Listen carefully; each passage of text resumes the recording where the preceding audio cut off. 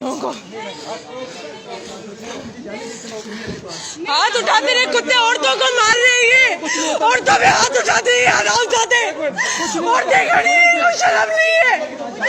मेरी माँ पे हाथ उठा रहे, मुझे लग रही है मेरे हाथ में बताया जा रहा है, आपको बताया जा रहा है कि हाथ लगाया गया इनको। इसकी आप सुन रहे हैं ना रिकॉर्डिंग? नहीं, मैं कर सकती हूँ, मुझे हक है, आप मुझे नहीं रोक सकते, मुझे हक है, आप मुझे नहीं रोक सकते।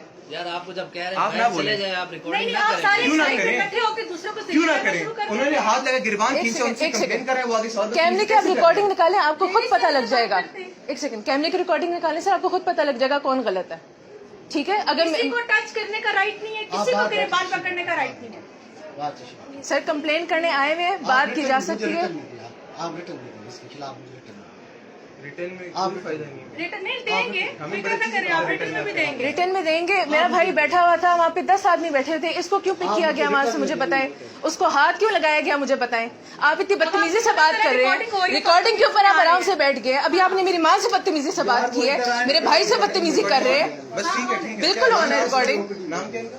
निकाल लेंगे नाम। क्या नाम है आपका? नाम क्या? नहीं, एक सेकंड, नहीं बनने दे वीडियो। आप मुझे नहीं करवा सकते, आप मुझे नहीं करवा सकते, आप मुझे नहीं करवा सकते।